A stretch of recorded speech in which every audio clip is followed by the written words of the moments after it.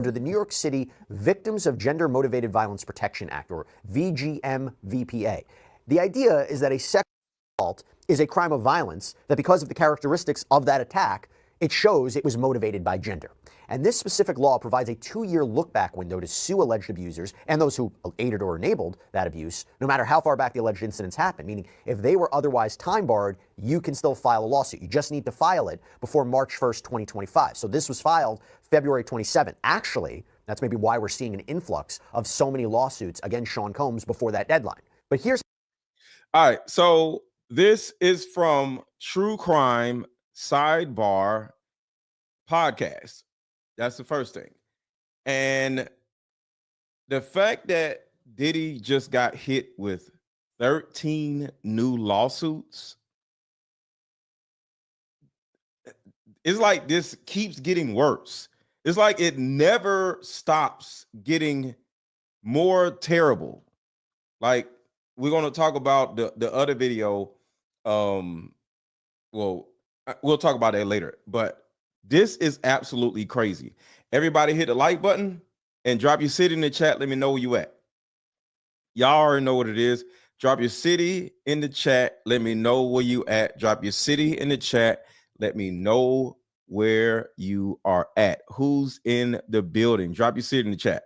How it connects to not only Combs, but the other defendants. The complaint reads that the corporate defendants enabled defendant Combs to commit this act of gender-motivated violence by using their power and influence to take advantage of plaintiff while she was in a vulnerable state, providing her with drinks with substances in them that caused her to lose consciousness and control over her body, giving Combs long-standing pattern and practice of committing sexual violence against others, both male and female, and including those below the age of majority. The corporate defendants knew or should have known of the defendant Combs' propensity to engage in gender-motivated violence and did nothing to stop defendant Combs and his entourage from continuing to do so. So when we got Kendra Haffney, so this is New York State Supreme Court, suing Sean Combs, also suing currently unidentified John Does, whose identities may be revealed during the course of the litigation and officially named as defendants once she might find out who those people are. She claims back in 2006 she had graduated from college with hopes of entering the fashion world. So she claims... Okay, so I can't play this all the way through. I have to stop it and discuss things, okay? So if you want to watch the entire thing, you can go to True Crime. So I legally have to stop it, give commentary, and then start it again. So I don't need y'all saying, play the video. I cannot do that legally, okay?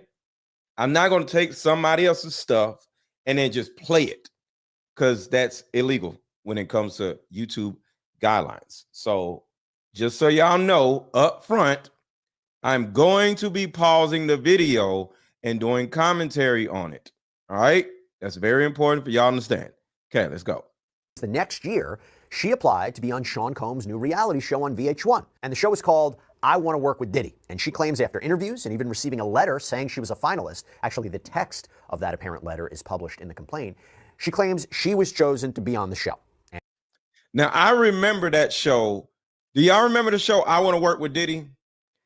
Back in the day, Diddy kept coming up with different shows about how to make money with Diddy or making a band. I Want to Work with Diddy. And Diddy would do a lot of entertaining things. And what's crazy was the shows used to be entertaining. They used to be very entertaining. Like Diddy have them do all kinds of crazy stuff, and it was fun. But what we didn't know is all the crazy stuff he had them do off camera. So he'll turn around and have them do this or do that, but off camera, he'll have them giving them some head. And I'm like, wait, what? So yeah, it was crazy. I used to like watching those Diddy shows because Diddy himself is an entertaining guy. Like, you already know, on making the band, he sent them to go buy him some cheesecake. That shit was hilarious. But come to find out, he's eating one of the damn people's cheesecake in real life. And you're like, damn, man, that's crazy. Everybody hit the like button. Everybody hit the like button. Everybody hit the like button. If everybody hits the like button, we'll get a whole bunch of people in here. But y'all got to hit the like button first. Yeah, get me some cheesecake. That was the most famous line from anything Diddy ever did on TV. And she claims at a party, she was given a drink, started to feel delirious. She was taken to where Diddy was sitting, and he ultimately persuaded her to perform on him. And I just want to say this. A lot of this stuff is from 2009, 2012. This is before, way before anybody even knew Diddy was gay and all this other mess. And the reason why I'm saying this is we can't look at these victims like they're stupid. Like, why did you take the drink? Why did you drink this? Why did you go to Diddy's house? Why did you do this and do that? I would have went to Diddy's house if I was invited, and I would have took a drink. I don't drink, so I probably wouldn't have. But like you like a famous person, or like the most poppinest person on the planet is in your city, and a friend of your friend is like, yo, let's go to this party. Who ain't gonna go? I know I'm going, because back in the early 2000s, Diddy was the most famous person on the planet, black person. So yes, we going. And when we go, if they're like, here's a drink, I might grab the drink and I might drink it or whatever. So I can't sit here and look at all these people like, oh my God, she's so stupid. Oh my God, he's so stupid. Why? Because I'm not really a drinker, but I do drink. So I would go to a party and I would have a drink. I wouldn't have 3 drinks. I would have 1 drink and walk around.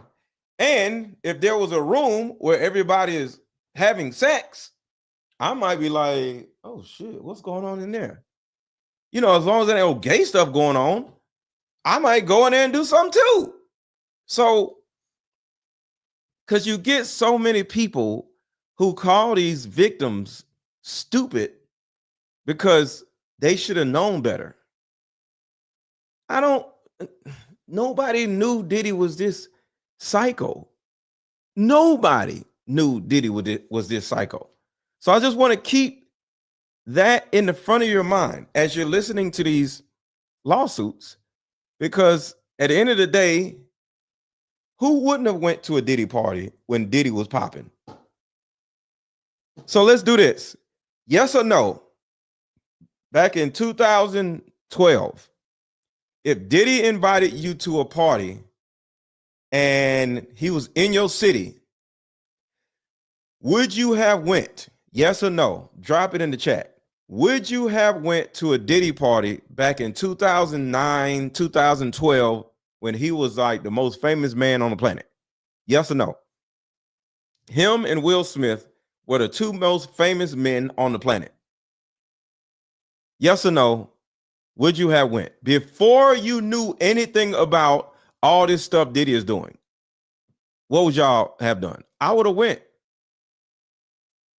She then says she passed out. When she wakes up, she claims she wakes up back in the bed at the reality TV show house where they were all living. Combs is at the foot of the bed, and she claims she knew at that point she had been raped because she had a pain in her private area.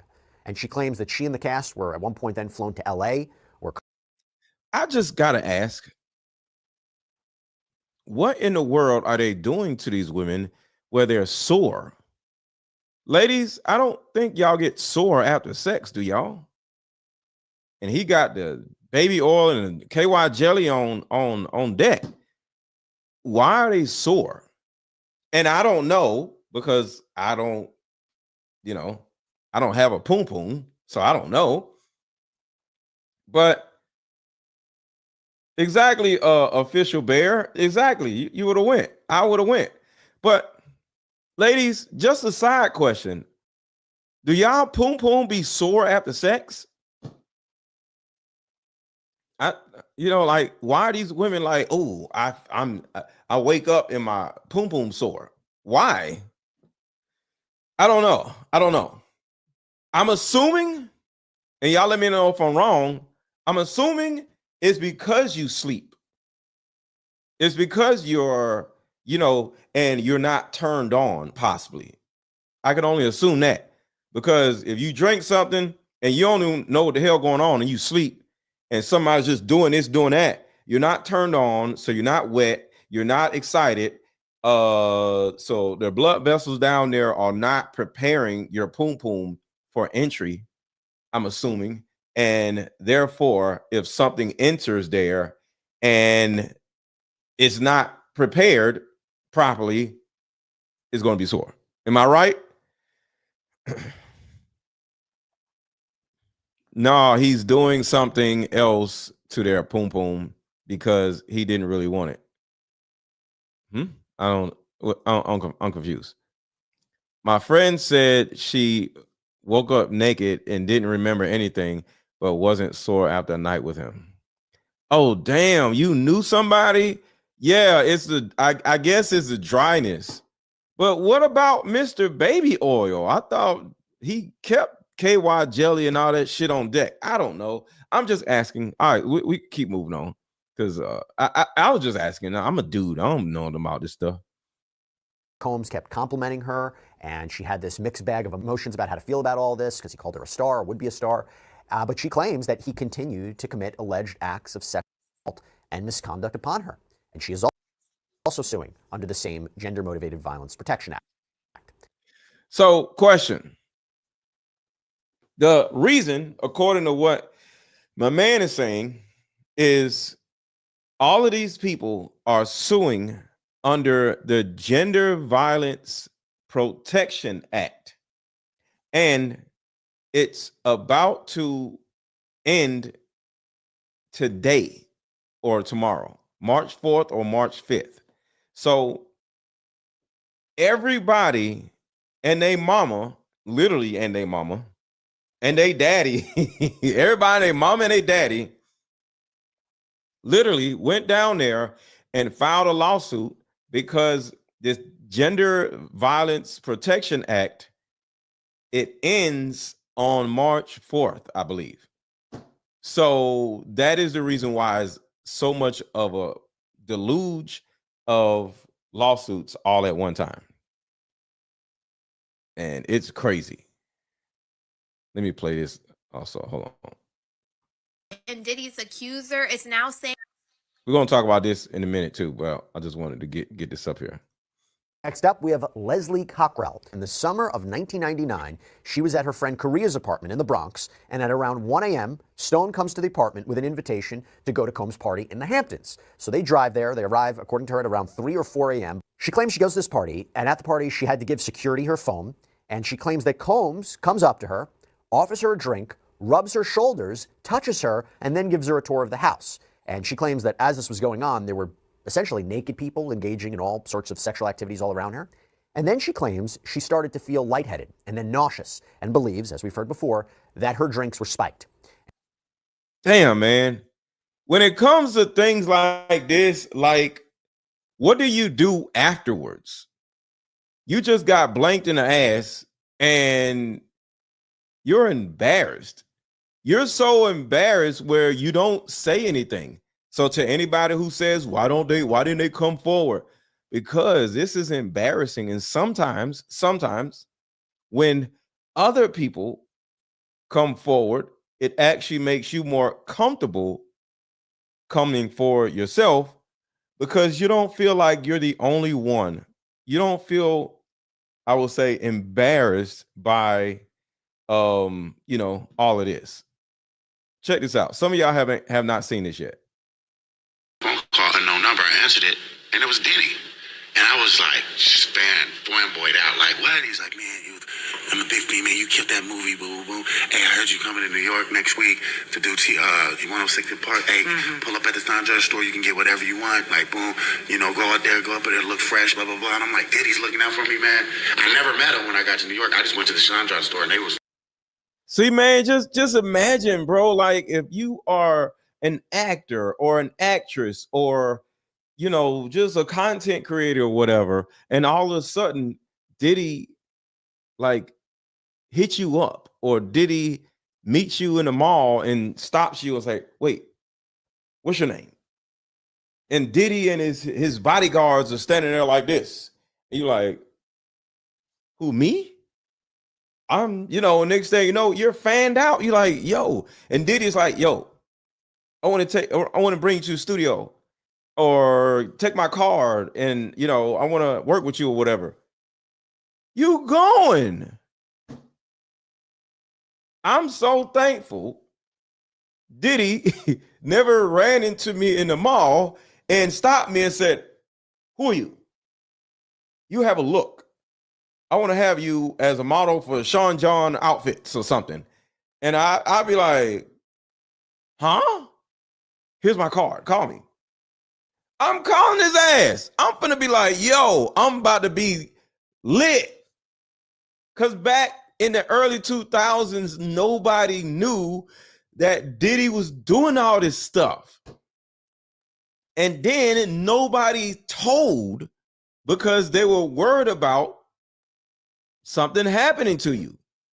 So yeah, man, it's no, I wouldn't have fanned out. I wouldn't have fanned out. Okay, let me explain fanning out. Because that's what Martin Short said in his video. I'm not fanning out because I've hung out with famous people. But if Diddy was to walk up to me and say, you have a look that I would like to utilize in my brand or this, or, hey, aren't you Mr. Let Go? Yeah, I seen you on YouTube. I want to start this social media thing or whatever, an app, and I want you to be a part of it. That's fanning out. Fanning out. I would be like, oh shit. You know what I'm saying? So fanning out is like, isn't like, oh my God, I love you. It's, oh shit, I'm about to be lit. So in other words, I would have fanned out internally because I'm about to be lit. So I wouldn't be fanning out because he's lit. I will be fanning out because I'm about to be lit because of him. So it will be that type of fanning out, like, oh my God, I'm about to be lit. You know what I'm saying? Instead of he's lit. So yeah, that's the fanning out that I'm talking about. Quick commercial break. We'll be right back. Quick commercial break. I am 5 days into the online course, and I have had so many epiphany moments throughout this week. Throughout my whole life, I have just kept it moving. And you have, through your course, really shown me that in order to move forward, you got to look back, and identifying those childhood traumas and how they have now created these adult behaviors in toxic relationships. In my responses has really been eye-opening. The course is laid out perfectly when it comes to helping and taking those steps and doing those activities to really dive deep and getting your male perspective. But it's great that you prepare us in our mindset. So I appreciate you. And I appreciate this program, and I'm so excited to jump into week 2. So thank you, Coach. See you next session. All right. This course right here is changing people's lives already. I've had a couple people message me already telling me how amazing the course is, and they just started it. It's 5 parts, and the first part of this course right here. And by the way, the course is only $14.99. So the link to buy is in the chat, and the course is also under this video. So what somebody recently just said is, I just finished listening or watching the 13 Principles of Letting Go. That is part 1. Part 1 is the 13 Principles of Letting Go. So she's just getting into the course. So I'm giving y'all an understanding of how thorough this course is. So day 1 of the course is five different parts. First part is the 13 Principles of Letting Go. And she said, I just finished listening to the 13 Principles of Letting Go. And that really was so awesome and amazing. And the discussion was also amazing too. So it's not me just talking about the 13 principles of letting go. It's actually about me having a conversation with women that I'm coaching. So this way, the women that I'm coaching are, it's like a Zoom call. So I say, the first principle is it doesn't matter. Now the women in the chat, on the Zoom call are like, so what exactly does that mean? And now I'm able to answer each question verbally. Instead of it just being a course, it's interaction. So now, if you're wondering what principle number 3, like one of the principles is to want is to suffer, right? Just saying to want is to suffer, you probably don't understand what that means. So I'm interacting with people as I'm teaching this course. So day 1 of this course, and it's only $14.99, is literally me like interacting with other people, talking about the 13 principles of letting go. Like, as an example, to want is to suffer. That principle is meant to help you understand that whatever it is that you want in life, there's going to be a certain amount of suffering. For example, if you're a woman and you want a man like me, or a masculine man, or a man with high standards, or a man that makes good money, that particular man is going to require things out of you. So that means if you don't go to the gym on a normal basis in order to be with me, guess what? You're going to have to take your ass to the gym on a normal basis. So that is a suffering. So say I'm just a perennial person every woman wants. Well, in order for you to be my girl, there's some things that you're going to have to deal with. It's not going to be no soda in the refrigerator. You can't have a soda in the refrigerator, as another example. So you got to work out on a normal basis, and you can't have soda in your refrigerator or my refrigerator. Then you're going to be like, but I love soda. Well, you're going to have to give it up. In your refrigerator, you can go out and drink soda, but in order to live a healthy lifestyle, you got to drink water.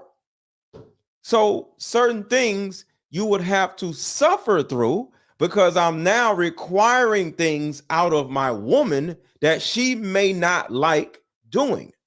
See, Dawn said, I love Coca-Cola. That's cool. Just don't have it in your refrigerator.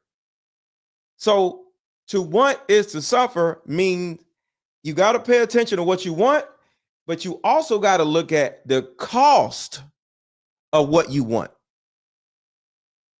And that's an example of one of my principles. And in my course that is under this video and also in the chat, it helps you get an understanding of the sacrifices that you have to make in order to get the high standard man or woman that you want. Like, as a guy, if you want this amazingly beautiful, exotic woman with fat ass, big titties, all this other shit, well, you probably gonna have to take care of her, or you probably gonna have to make a certain kind of money, and you might not want to do all that stuff. Well, that's the suffrage for dating this extremely amazing looking woman. So that's one of my principles right there. And if you want to know all 13 principles, click the link under this video or click the link that is in this chat. And what she said, let me show y'all. I don't know if y'all can see it. Her message literally took up the whole screen of my phone. I don't know if y'all can see it a little bit. This is how long her message is. I might just show it to y'all. Yeah, I'm gonna show it to y'all. We're gonna keep going. I just want to show to y'all how long her freaking message is. This is crazy. But shout out to her for taking the first step to growth. All right, so we'll keep going with the video. Put in a room where Combs and another man were naked. She claims that Combs started pleasuring himself, touching her. She claims she couldn't move or scream. She claims she actually heard other men laughing while this was going on, so it sounded like they were watching all this happen. And then she alleges that Sean Combs raped her. From there, she claims she woke up in a car outside the house feeling sore, swollen, as if she'd been beaten up. She was. And just for the record, I'm taking out the R word. So he says the R word about 30 different times because every single one of these victims were R worded. So if you hear some type of cut in his verbiage, it's because I cut it out because I don't want certain words to be said on my channel. So just so you know. Driven back to her friend's house in the Bronx by a security guard, but not before this security guard allegedly told her that, quote, she should just accept what just happened to her and be grateful that defendant Combs picked her. He told her that she was a nobody and to not tell anyone what happened, and she claims she was terrified. Damn. Opened up the gates for me. So this went on for about a year. Any parties he had, he would go. I didn't know that there was other parties. Yeah. You weren't at them parties. I wasn't at those parties. I was at the BET Awards were happening in town. I didn't go because I wasn't nominated. So about 2:30 in the morning, 2:15, 2:30 in the morning, phone ring. This is an unknown number. I don't answer unknown numbers. But you know, my wife's looking at me like, Like, who is that? Yeah, pick that up. I want to know about this. And put it on speaker. Picked it up. I said, who is this? It's Sean. I'm like, Sean, it's Puff. I'm like, oh, what's good? Talking low like that? Talking low. So I was like, hey, what's good? I said, what's cracking? He said, we didn't see you tonight at the BET Awards. What you doing? I was like, oh man, I'm at the crib. He said, I'm over here at the Beverly Hills Hotel. I said, oh, for real? So who over there? Just me. And I had got invited to speak, but I hadn't drank all day. And so this is now, it's night. It's like 11:30, 12. There was only about 14, 15 people in there, but some people. And they was like, Columbus, what did you drink at Columbus? I'm like, I only drink one thing, tequila. So I was like, all right, let me get a shot. So I'm over here, like, we chopping it up. I take my shot. I'm like, pretty smooth. So we chopping it up. 5 minutes go by, 7 minutes go by. Something wrong. I'm getting dizzy. I'm trying to stay on one shot. So I'm trying to stay focused. You know, but I'm hearing, but it's warm. I'm like, I start getting a little sweaty. They like down this all, and it's like a big ass house in Atlanta. So I'm like, walking down the hallway, look like the Starship Enterprise. I go to the bathroom and I put my finger down my throat. Cat backing. Yeah, because you knew. And my manager was with me, so he kicked in the door. Boom, Short, you all right? I was like, bro, I don't know, bro. It's like, he's like, the driver's still outside. Let's go. So we go out, and they all met us in like the vestibule. And they're like, hey, you good, Short? And I was like, chill, just relax. I'm like, nah, I'm fine. I got to be at set early in the morning. Boom, get in the SUV. Just get out of here. Right? I was like, oh, they was about to put me on the grill. They would handle you. They about to put me on a grill is crazy. They about to put me on a grill. So I asked my boy, I said, what was gonna happen if I had stayed over there and I was drunk? He said, hey man, you was gonna be caught on tape with a triple glizzy. You was gonna be caught on tape with a triple glizzy. You was gonna be caught on tape with a triple glizzy. Damn. But just like with Martin Short, he was excited to go to one of these parties. Everybody would have been excited. I'm just glad I never went because I would have been looking crazy. Ugh. Was to the idea of maybe why she didn't come forward sooner, right? She is also sued under New York City's Gender Motivated Violence Protection Act. Next up, we have Justin Gooch, also filed on February 27th, like the last two. Claims that when he was just 16 years old in January 1999, he went to the Tunnel nightclub. Combs was there, saw him, gave him ecstasy and alcohol, and when they went into a bathroom together, he claims Combs gave him ketamine. Okay, stop right there. How does a 16-year-old know that somebody gave you ketamine? See, this is what I'm saying right here, y'all. I try to think very objectively.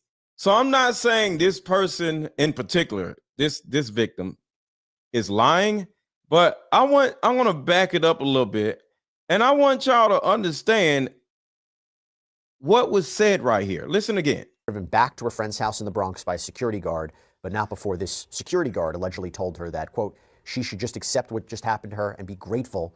Not this person, is the next person. Watch the next person. Exactly. How does a 16-year-old get into a damn nightclub? That's what I'm saying. Some of these people lying. So I'm just going to say it like this. Some of these people is lying because some of this shit is crazy. Listen. That defendant Combs picked her. Told her that she was a nobody and to not tell anyone what happened.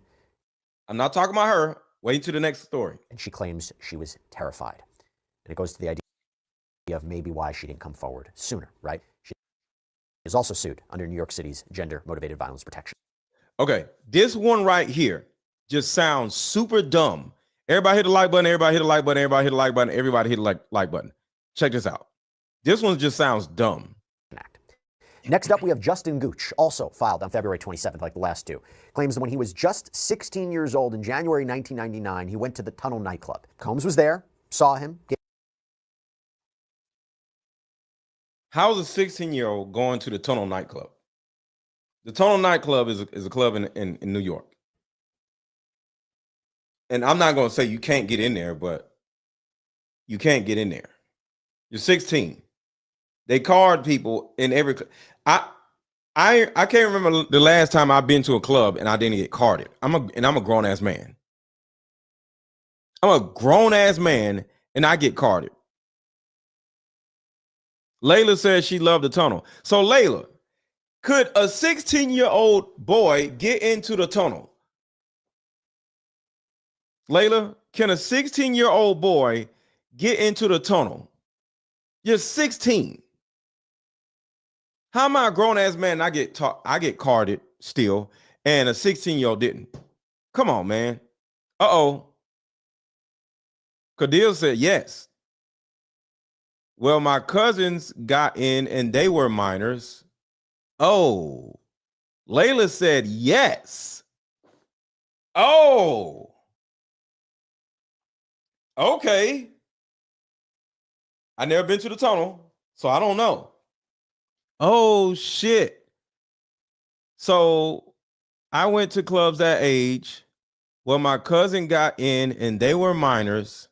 Yes, yes. Oh, shit. Not in New York City. When you look older and your friends are older, you can definitely get in without being carded. Who owns the Tunnel nightclub? I don't know. Y'all got a rabbit hole you want to go down? What do you know, Dawn, that I don't know? I don't know nothing about the Tunnel and the Tunnel nightclub. I don't know. But what, you think Diddy owns the Tunnel or something? I don't know. What are you implying? Because that's an interesting question. Cordelia said, I grew up in New York City. So New York City is super nasty. They let minors in the clubs? That's crazy. Layla said, Aaron, my cousins got in too. Yo, what? I can see them letting Diddy children in. Shit. I didn't even think about this. All you had to do was say you forgot your ID. I've done it. Really? I guess we're a little bit more strict down here. I don't know. We're a little bit more strict down here. It depends on who you know and who you go with too. In Jersey, we were able to buy alcohol from LQ stores, from liquor stores at age 16. East Coast is different. Maybe. Damn. If they ask for ID, they looking for an excuse to not let you in. Oh, so New York is just disgusting then. Remember, hold on, the Palladium? That was a favorite. What's the Palladium? Y'all dropping some knowledge in the chat. If you are pretty. Well, this is a dude. That's why I said boy and not girl. I'm just asking questions. I'm from Oklahoma. The owner should be held responsible for the underage admissions. I totally agree. Okay. They want all the pretty girls to draw the guys. Yeah, but it's a guy. Why would a guy be let in and he's a kid? That's all I'm saying. In my city, it was too easy back in the day. Damn. And and you can get drinks. Damn. And you can get drinks. You a whole child going to a damn grown-ass people club. That's wild. It's not wild in New York City. We had a Palladium club in Tulsa. Palladium was huge in NYC. Now it's PC Richards. It's just another nightclub. Okay. Damn. Okay. Okay. Okay. Thank y'all for correcting me on that. So, because I'm just trying to think objectively, I'm thinking folks lying because I think some of these people lying, but hey, what y'all said really made a lot of sense. Hit a like button, hit a like button, hit the like button. Oh, real quick. And here's the image of the person that left the review. We don't have to read it, but this is the image of the DM somebody sent me involving my course. So if anybody watching, if you want to know what my course entails, you can just screenshot this real quick. So I'll put this on the screen right now. And if you want to screenshot this and read this later, so we can get back to the show. But altogether, this is somebody's review of my this right here, my Fix My Attachment Style course. So if you want to know what the person said, because I'm not reading all this online, but y'all can screenshot this and read it later. So y'all screenshotting it, everybody screenshot this so y'all can read it real quick. I'm gonna count to 10.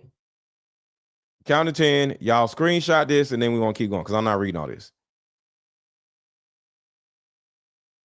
All right. Going back to the show. But this is a review of my course, just in case you wanted to know. To see an alcohol, and when they went into a bathroom together, he claims Combs gave him ketamine. Okay, stop right there. How does a 16-year-old know that somebody gave you ketamine in? That's crazy. Hey, he gave me ketamine.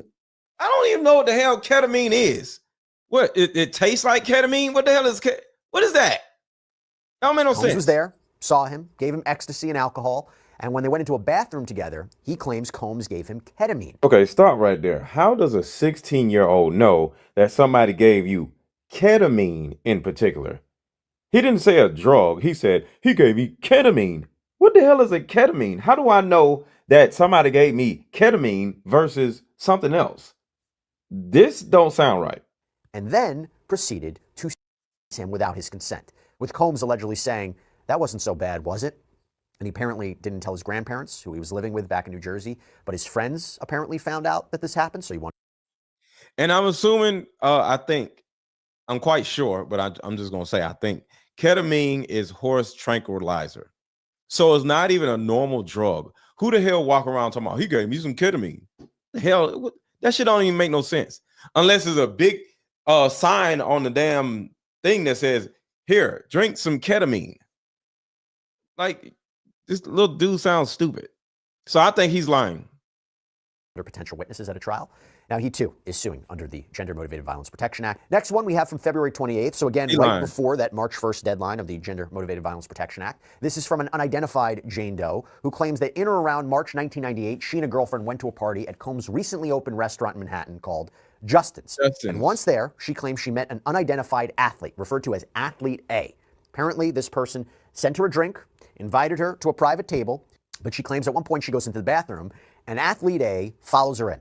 Now they start flirting, they start kissing. She essentially saying this is all consensual, but then she claims an angry Sean Combs started banging on the door, came into the bathroom, shut the door, locked it, and proceeded to try to force Jane Doe to perform oral on him. Again, while the Athlete A is present. Now, according. Y'all got a question, y'all. Check your email. I got a question, y'all, real quick. Somebody in New York can tell me this. Just a question, and we'll keep going. Did y'all see Diddy in these clubs? Have y'all ever been in these clubs with Diddy or in events with Diddy? So to the New York people watching, have y'all ever been around Diddy in these clubs or in anywhere or whatever? Have y'all ever seen Diddy in person? Like, was he acting crazy or whatever? Like, what did y'all see from Diddy if y'all have seen Diddy? Because I want to know what exactly Diddy be doing, because he just seems like he's a lunatic. And my question is, why weren't people afraid of him. Let's see. I'm looking at your email now. Purchase not received. Big blue button. Please send this. Okay, got you. I got you. So to the person that said check your email, I'm doing it right now, and I'm about to send you the actual link. And apologize. I apologize for. Where is it? Where is it? Oh, I know this. Hold on a second. Hold on, y'all. Somebody having an issue with the with any of my products, they get a priority. So it is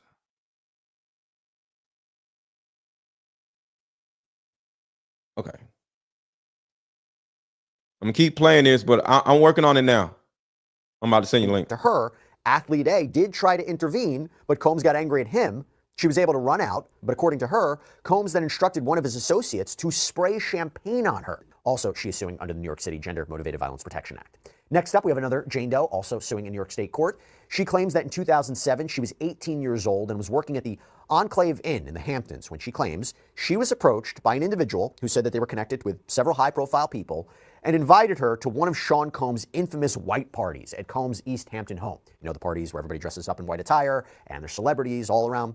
So she and a friend apparently go, and according to her, they had to sign some sort of document, maybe an NDA, and she claims that powder, pills, drinks, they were all being handed out. And even though Jane Doe claims she and her friend didn't really want to partake in any of this, she claims she was essentially forced to take a drink, and after about 20 minutes of taking a sip, she began to feel off and, quote, loopy and off balance. Okay, so forever. Okay, so forever Cali girl, check your email. I just sent you the link. That is the actual link. If anybody else has any issues with any of my products, whether it's the course or whatever, just let me know or email me. I'll take care of it instantly. One thing I believe in when I'm purchasing something from somebody or working with somebody is how quick are they at fixing the problem? I fix problems instantly. So shout out to Forever Cali Girl. She just comes in the chat and said, hey, I didn't get the link because I bought the course. What happened? And boom, just like that, she has her problem solved instantly. That is very important when you're buying products from somebody. Can you show up on a live or can you email them and they instantly respond and fix your problem? So any product you get from me, I will take care of you if something goes wrong. So you can buy my card game, you can buy my mother-daughter card game, or you can buy my course. And if you see anything wrong, you can easily have access to me and hit me up and say, hey, something wrong. I got you, just like that. All right, so I asked earlier, has anybody ever met Diddy? So let me see. Uh-oh, hold on. Okay. October 3074 says she has met Diddy. Uh-oh. He tried to holler at me and us, and he was very arrogant. Oh, shit. October 3074, why didn't you go? Why you didn't give him none? I'm just asking. I want to know, like, what was your mindset? Why didn't you give him none? Just a question. Not saying you should have, but what made you say no to Diddy? I have no idea. I don't know. Like, what was your experience? What did he do or not do? Why didn't you go? He tried to holler at me on 3 different occasions, and I was definitely not impressed. I never liked him. He's not that tall either. Okay. Okay. All right. So October 3074 got Diddy, got famous people trying to holler at him. Holler at her. Okay, thanks. Gotcha. No problem. No, but I saw many celebrities at these clubs. Never ran into Diddy. I also met Biggie in person. He was so gross.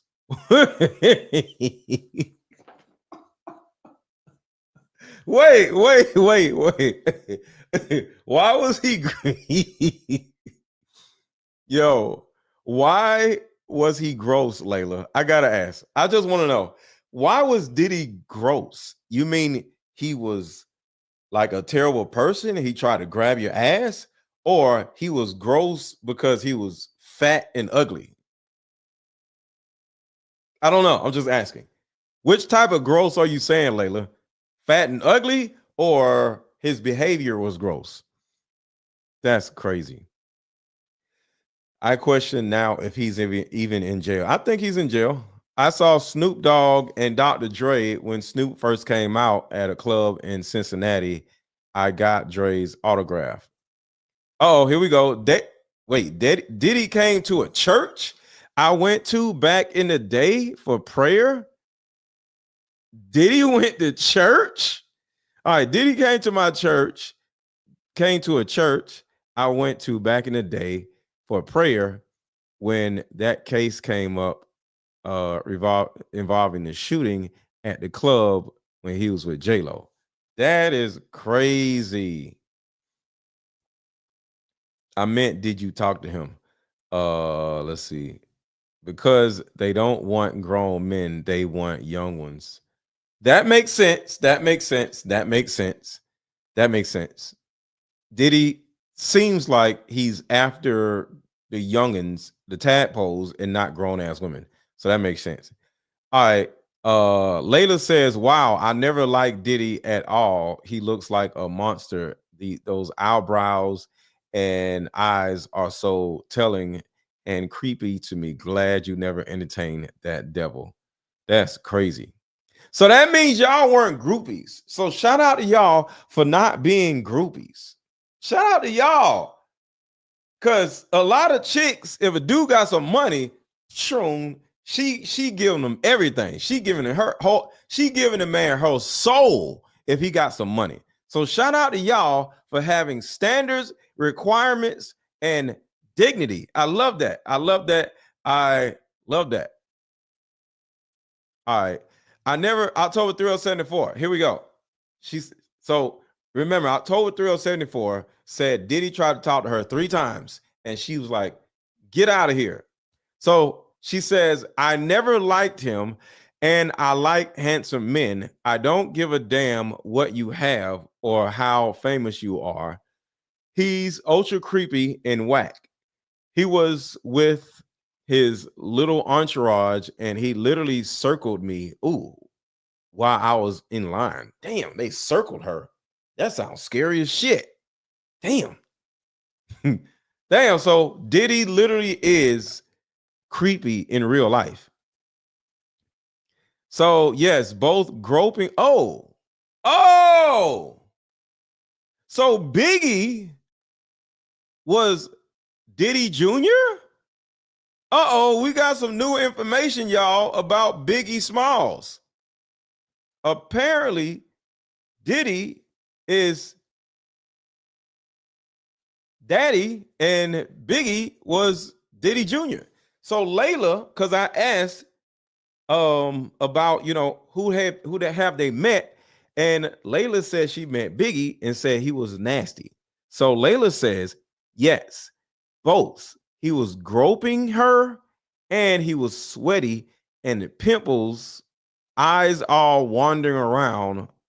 Just nah.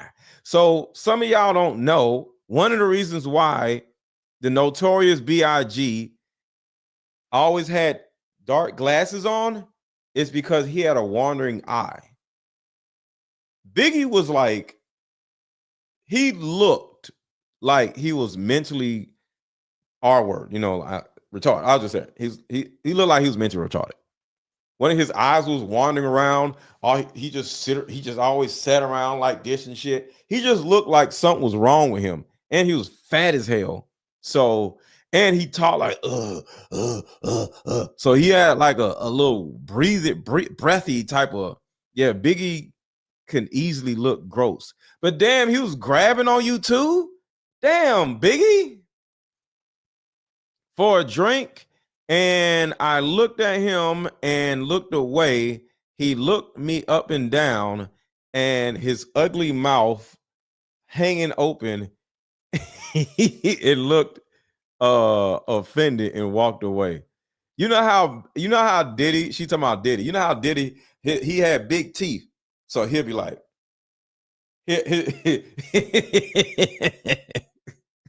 y'all giving me some insight on Diddy and Biggie. Layla says yes, because they are groomers. Diddy knew who to lure. Damn, I second that. Damn, Biggie. So nobody wanted Biggie. It was a different time back then. He looks evil and acts like a child who would want a man like that. Well, we don't know because we've never been around Diddy. I don't know. I've been in the same room as Diddy because Diddy been to what was it? Invest Fest. Diddy has been to Invest Fest. So I have been in the same room with Diddy, but you know, this was like later on. It's like 2 years ago. So it wasn't when Diddy was hot.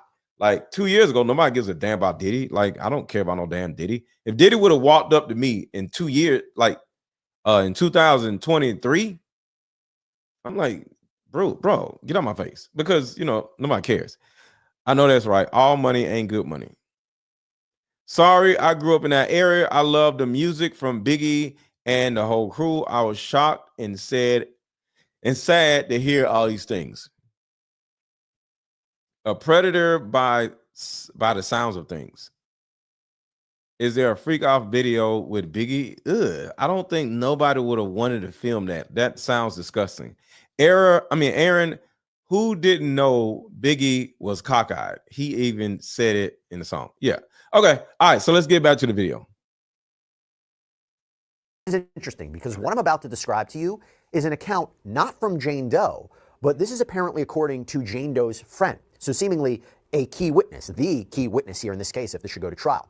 Now, apparently this friend was worried about Jane Doe, tries to call a taxi to pick them up, but apparently there was poor cell phone reception, which she claims was suspicious. So she puts Jane Doe on a couch and goes outside to try to call a taxi. The complaint reads, approximately 15 minutes later, Doe's friend returned to find a horrific sight. Doe unconscious, surrounded by Combs and 3 other unidentified men. Doe's clothes had been removed, with only her bra remaining. One of the men was on top of Doe, while another was lifting her head to his groin in an attempt to orally her. Doe's friend, upon seeing her friend unconscious, naked, and being heinously exploited, immediately ran inside the room, yelling and pushed the man on top of Doe off of her. All 4 men, including defendant Combs, quickly disappeared back into the party. Her friend began slapping Doe's face and shaking her in an effort to wake her from an unconscious state. When Doe finally regained consciousness, her friend helped her find her clothes, put them on, and the two immediately tried to leave. Damn. And hold on. I got to deal with this egregious comment right here. Diamond Star said, according to Lil Kim, Biggie liked eating her groceries. What's wrong with that? I'm confused. What's wrong with that? I do that too. What's wrong with that? Like, one of my favorite go-to moves is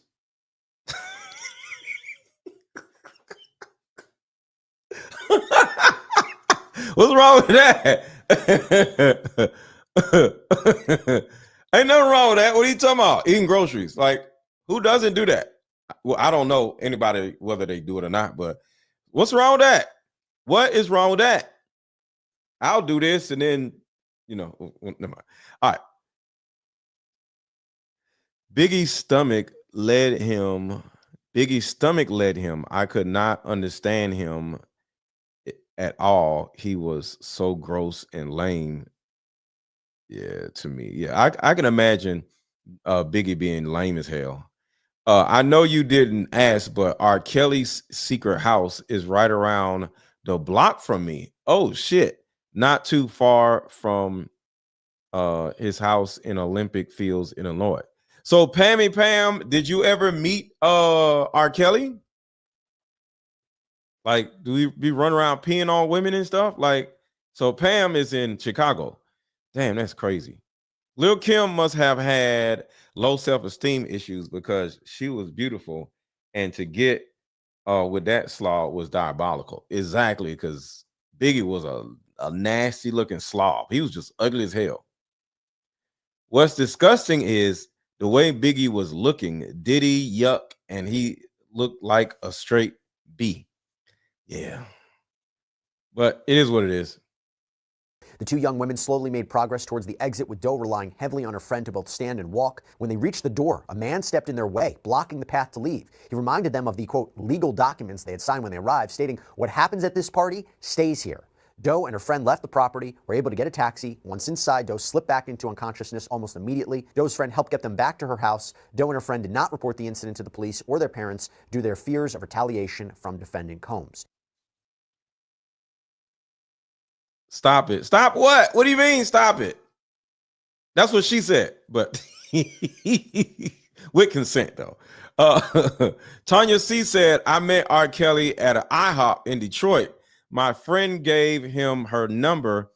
He never called her. Well, luckily to her, she's probably too old though. I'm so blessed that I didn't get caught up in all of that mess. Very close. You like, no, October 307. No, that's nasty. No, leave me alone. Leave me out of that. No, let me do all the stuff. Pop your shit, Miss Lego. No, I pop her shit. Well, that don't even sound right. Ass, not shit. I don't want to see no shit. Pop her ass. Do you guys think Biggie may have been a pop? Yo, y'all talk about that in the chat. Y'all, no problem. Y'all can talk about it. I ain't mad, but that ain't got nothing to do with me. I used to go with him. Huh? Wait, what? Wait. Pam and Pam said, I used to go with him and his entourage to play ball. I don't understand. What, y'all went to the basketball court and played basketball? You played basketball with R. Kelly? Is that what you're saying? I'm confused. Damn, that's interesting. That ain't peanut butter. That ain't peanut butter on your finger. That's hilarious. Okay, so Pam said, I dated someone, not Kels. Gotcha.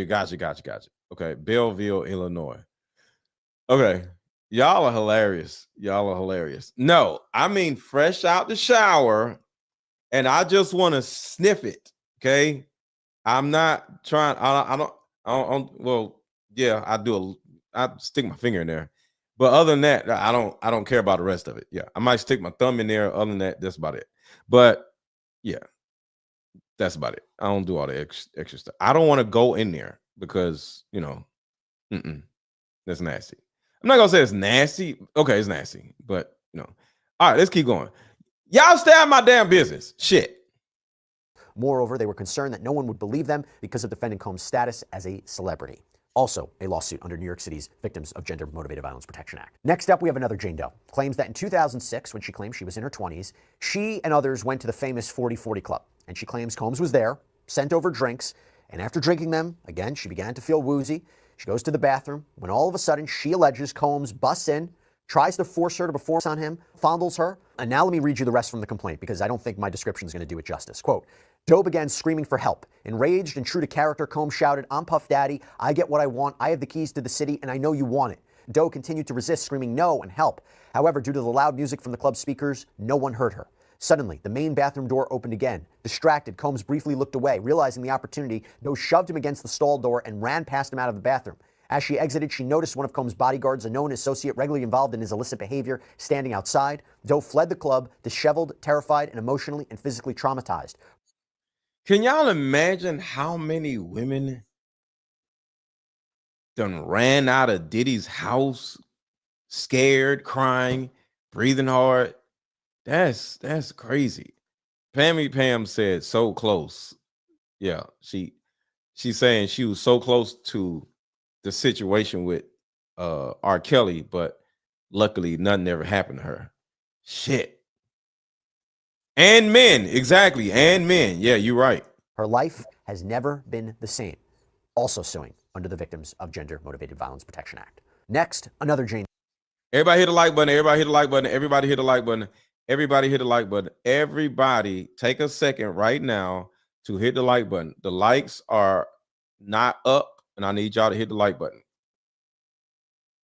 Mr. Leko's card game, Deeper Discussions, and I brought it out during a holiday party that I was having at my house. And within 1 hour of playing this game, I had 2 grown men in my living room crying. And they were being very open, honest, transparent. It was almost like it offered them a therapy session.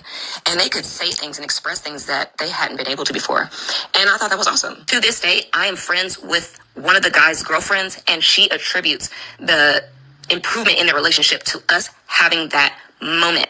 And the moment was caused by the card game. But really, what the card game does is create the Hey, Kara. You say I made your Kara is the person that's in this video right here. Well, not in the video, her audio. She said this, and yeah, I made it into a commercial. Shout out to Kara. context for these real, authentic conversations to happen. Like, the name of the card game really is what happens, Deeper Discussions. So now, if I'm dating someone, if we're on the phone, I tell them, hey, I'm gonna pull out these cards, answer these questions, yada yada, we get to it. And it does unlock more things that, you know, one wouldn't normally uncover in day-to-day. What did I mess up? Okay, whatever. But shout out to Kara. Shout out to Kara. She bought my Deeper Discussions card game, and the significance of my card game versus anybody else's card game, because there's plenty of other card games out there, but my card game helps you understand another person's childhood trauma in a fun way. And that is the key to what my products do. I'm always going to add some type of understanding of another person's attachment style or childhood trauma into the product. Just like my mother-daughter card game, and Mother's Day is around the corner. This is a great addition or a great present for your mother, so you and your mom, or you and somebody in your family and their mom, can play this card game with them. This is the same thing. A lot of women have been abused, neglected, and treated badly by their own mothers. And this card game actually helps women get an understanding of their mother's experience growing up. See, none of you know what your mother had to endure before you were born. How your mother was as a little girl. How her mother was mothered by her mother. Once you get an understanding of your mother's experience, now you can see your mother as a person and not just your mother. And when she acts a fool or says this or is condescending to you, you then can look at your mom and be like, she was traumatized by my grandmother. I get it. I'm not going to take what she says to me personally. She's just simply projecting her own inadequacies, her own fears, her own traumatic situations onto me. Everything she says out of her mouth to me is just simply her inner child being afraid of getting hurt again. And then you won't be so upset when your mother does you wrong or says something condescending to you or acts like she's smarter than you. She's not smarter than you. She really ain't got no damn sense. That's why she treated you the way she did. And once you look at your mother like a child, you know, women are children, you as a woman look at your mother as a child, that she don't have no goddamn sense. So when she says some shit to you, it doesn't like affect your entire soul. So she could say, you getting fat. You gonna be like, oh, mom, why would you say something like that? You be like, oh, you're saying that either because I'm fat for real and you just take it as real criticism, or it's because she's fat. Because most of the things that your mom tells you or says to you in a condescending way is her projecting her inadequacies onto you, because in the back of her mind, she's jealous of you. She's jealous of her daughter because you're finer than her. Your waist is slimmer than her. You have a better life than her. You have more freedom than her. You have a better job than her. And once you see that, you're like, you know what, mom, it's okay. Instead of you being so shaken when your mom tells you some bullshit. When you change your perception of your mother, and that's what this card game helps you do. See, this card game isn't for your mother. This card game is for you to change your perception of your mother and to start looking at your mother like your child, because that's who she actually is. Women mature backwards. When you're 12, 15, you're more mature than adults, because women mature backwards. But by the time a woman is 40, she acts more childish than the damn 12-year-old. But for you to understand that, you got to play this game and play it with your mom, and you'll see her act a fool while playing the game. So buy this card game right here, because Mother's Day is coming up, and this will literally change your life. Forget about your mom's life. It will change your life, but it will also change your mom's life, and it will help her learn more about you also. So hit the link under this video to buy my mother-daughter card game, because Mother's Day is coming up and is at a better price. I slashed the price. So hit the link that is in the chat and buy your mother-daughter card game or your Deep Discussions card game. And Layla just dropped the link in the chat. Thank you, Layla. I appreciate you. Layla be on it. I appreciate you, Layla. All right, let's get back to this horrific stuff. Daddy, I get what I want. I have the keys to the city, and I know you want it. Doe continued to resist, screaming no and help. However, due to the loud music from the club speakers, no one heard her. Suddenly, the main bathroom door opened again. Distracted, Combs briefly looked away. Realizing the opportunity, Doe shoved him against the stall door and ran past him out of the bathroom. As she exited, she noticed one of Combs' bodyguards, a known associate regularly involved in his illicit behavior, standing outside. Doe fled the club, disheveled, terrified, and emotionally and physically traumatized. Her life has never been the same. Also sued under the Victims of Gender Motivated Violence Protection Act. Next, another Jane Doe, New York State Court. This happened allegedly in 2001. She claims that she went to a nightclub, saw Sean Combs' bodyguard, Joseph Sherman, there. Anyway, this Jane Doe claims that Sherman was romantically involved with one of her friends, and after several hours at the club, when she wanted to leave, Sherman had offered to give her a ride home. But he claimed that he needed to first stop at his apartment to pick something up. But Jane Doe claims she needed to use the restroom, so Sherman allowed her to come back upstairs to use the restroom. But she claims after she walked out of Sherman's restroom in his apartment, he was completely naked, ordered her to remove all of her clothes. She says she refused, and she claims that he then took out a gun, and out of fear, Jane Doe goes into his bedroom, and he allegedly whips her while holding. Damn. And I cut out some of this involving this particular situation, so I'll just explain it. The reason why she's suing Diddy, even though Diddy's bodyguard did this to her, because the bodyguard would not even be in that position if it wasn't for Diddy.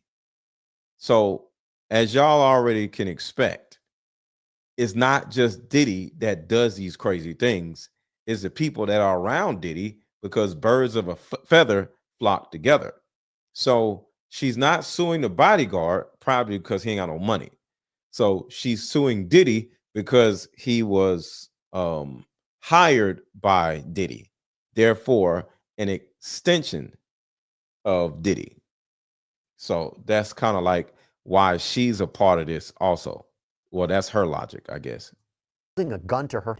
He then apparently drove her home, but she allegedly told him to drop her off a few blocks away so he wouldn't know where exactly she lived. The reason she's suing Sean Combs and his businesses for this, since after all, Combs had no direct involvement in this alleged attack, the reason is because, and this is listed out in the complaint, is that Sherman allegedly utilized his connections with Combs to, quote, lure Jane Doe to his apartment. That Sherman's alleged conduct was directed and encouraged by Combs, that the Combs entities enabled him to do this. Now, the counter argument to that would be, even assuming this is all true and this happened, Sherman wasn't acting in the scope of his employment, that this was an independent action, and therefore neither Combs nor his businesses should be on the hook. Next up, we have a John Doe who claims that he became affiliated with Sean Combs because he operated a clothing brand that the rapper became interested in, because remember, Sean Combs had the brand Sean John. and that John Doe's company could supply denim and other fabrics that would be useful to Sean John. Now, he claims that Combs would verbally harass him and grab his buttocks on several occasions, and that more specifically, in the summer of 1998, he attended Combs' white party in East Hampton, and Combs... Whoa! Why did you attend his white party if he's grabbing your ass, sir? Another liar. Y'all heard that? See, I'm listening. Let's back up a little bit. If he's grabbing your ass, why are you going to his goddamn party, sir? You are not a victim. Somebody grab my ass, I'm punching him in the face. With Combs to, quote, lure Jane Doe to his apartment, that Sherman's alleged conduct was directed and encouraged by Combs, that the Combs entities enabled him to do this. Now, the counterargument to that would be, even assuming this is all true and this happened, Sherman wasn't acting in the scope of his employment, that this was an independent action, and therefore neither Combs nor his businesses should be on the hook. Next up, we have a John Doe who claims that he became affiliated with Sean Combs because he operated a clothing brand that the rapper became interested in because, remember, Sean Combs had the brand Sean John, and that John Doe's company could supply denim and other fabrics that would be useful to Sean Now, listen to this right here, y'all. John. Now, he claims that Combs would verbally harass him and grab his buttocks on several occasions. So, on several occasions, he would grab his ass. You see that, right? Several occasions. And that more specifically, in the summer of 1998, he attended Combs' white party in East Hampton. Why are you attending Combs' white party in East Hampton if he keep grabbing on your ass, sir? And here's another thing. I don't need to hang out with a person that I do business with.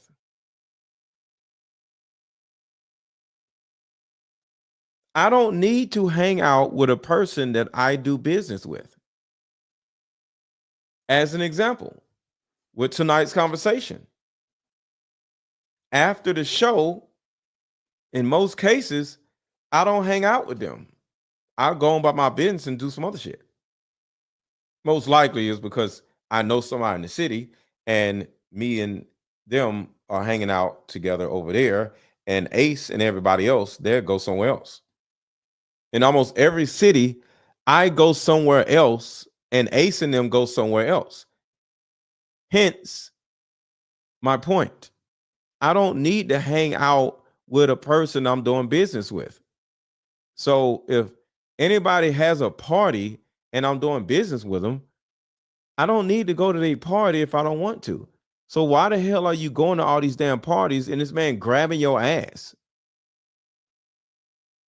See, these are things that we got to pay attention to. This nigga must have liked it. Ain't no way in hell a man is gonna grab my ass. I don't give a damn what we doing. I'm gonna punch you in the fucking face. And Combs allegedly groped his buttocks and twisted his nipples. And John Doe claims that he succumbed to this alleged assault because he was afraid if he spoke up or stopped this, it would jeopardize his business relationship with Sean Combs, potentially lose millions and millions of dollars in revenue. Also, why don't you just not go to the party? He needs you just like you need him. If you are providing the denim for Sean John, he needs you. Why the hell are you going to the parties getting your ass felt on? You must, and I don't want to say that to a victim, saying that you must have liked it, but I'm just saying, man, why don't you just not go?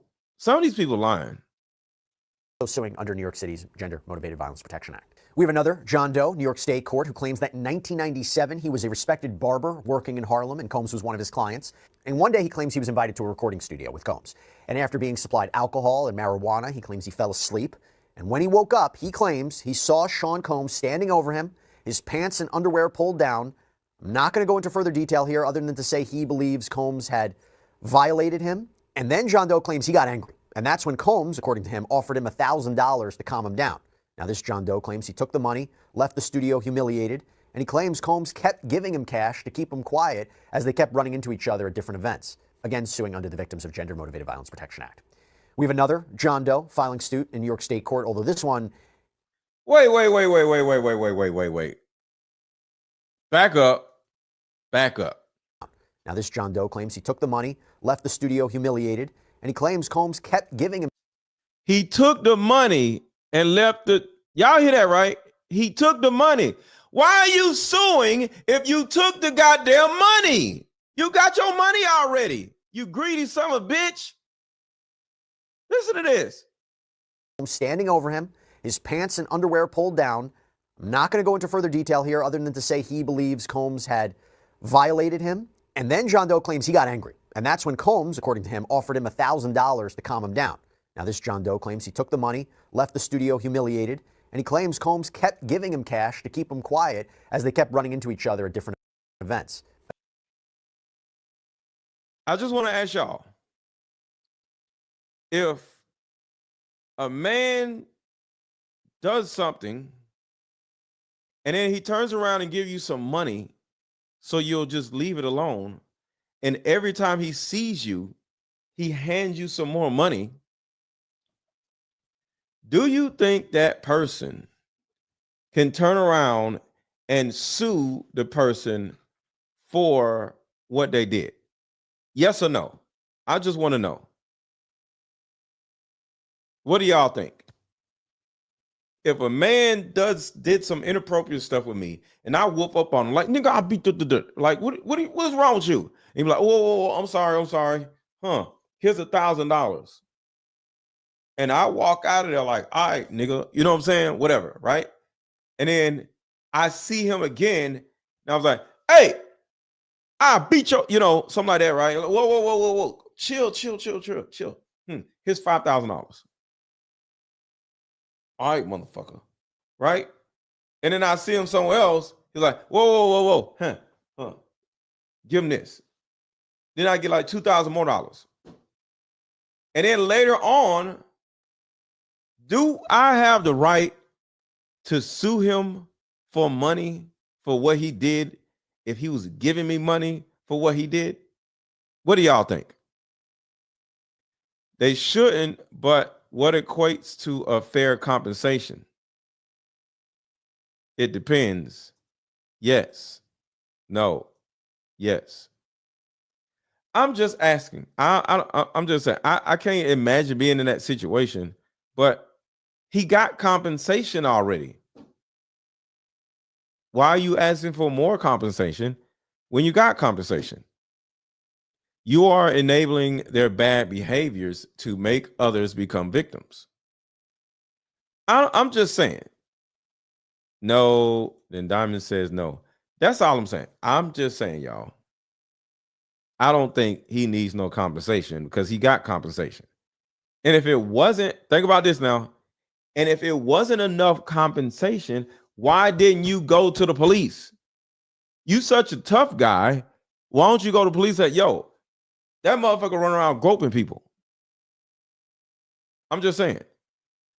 Hold on. What exactly did he do? Let me back up a little bit. What did he do? He claims he fell asleep, and when he woke up, he claims he saw Sean Combs standing over him, his pants and underwear pulled down. I'm not going to go into further detail here other than to say he believes Combs had violated him. And then John Doe claims he got angry. And that's when